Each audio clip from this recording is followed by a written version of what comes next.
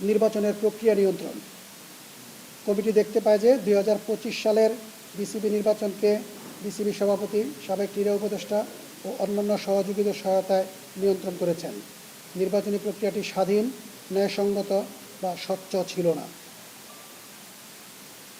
6.3 category 2 metropolitan club থেকে অভিযোগ সূত্র 55টি মেট্রোপলিটন ক্লাবের সভাপতি, সেক্রেটারি এবং কাউন্সিলরগণ।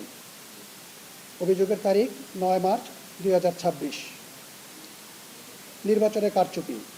কমিটি দেখতে পায় যে মিস্টার আমিনুল ইসলাম বুলবুল এবং সরকারি কর্মকর্তাদের সমন্বিত প্রচেষ্টার মাধ্যমে 2025 সালের বিসিবি নির্বাচনকে কারচুপি করা হয়েছে, যা বিসিবি নির্বাচনের সততা ক্ষুণ্ণ করেছে। ক্লাব কাউন্সিলরদের বক্তব্যের ভিত্তিতে কমিটি আরও দেখেছে যে নির্বাচনের সময় হুমকি প্রদান ও বেআইনিভাবে জবরদস্তি করা হয়েছিল। ভোটিং সিস্টেমের অপব্যবহার।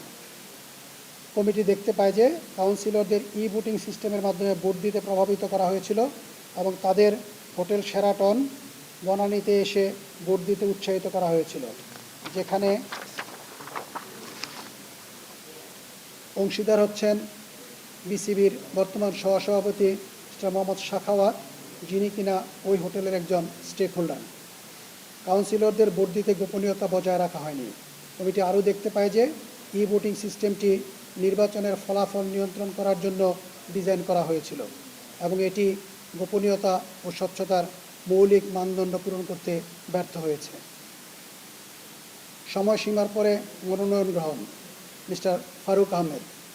প্রধান নির্বাচন কমিশনারের লিখিত বিবৃতি অনুযায়ী নির্বাচন কমিশন 23/9/2025 তারিখে চূড়ান্ত কাউন্সিলর তালিকা পেয়েছিল, যদিও নির্ধারিত সময় ছিল 22/9/2025। তবে নির্বাচন কমিশন তালিকা সময়ের পরে জমা দেওয়ার কারণ অনুসন্ধান করেনি। অন্যদিকে BCB CEO mister Nazimuddin Chowdhury তার লিখিত বিবৃতিতে উল্লেখ করেছেন যে বোর্ডের অনুমোদনের পরে বিসিবি 22/9/2025 তারিখে কাউন্সিলর তালিকা নির্বাচন কমিশনে পাঠিয়েছে। এছাড়াও এক সাক্ষাৎকারে মিস্টার ফাহিম সিনহা দাবি করেছেন যে কিছু পরিচালক মিস্টার ফারুক আহমেদের মনোনয়ন ফরম গ্রহণের বিরোধিতা করেছিলেন।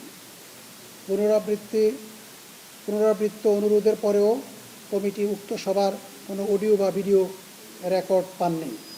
এই বিপরীত বিবৃতিগুলির প্রেক্ষিতে এবং বিসিবি কমিটি মনে করে যে মিস্টার ফারুক আহমেদ একটি বেআইনি সুবিধা পেয়েছেন, যা নির্বাচনকে প্রশ্নবিদ্ধ করেছে।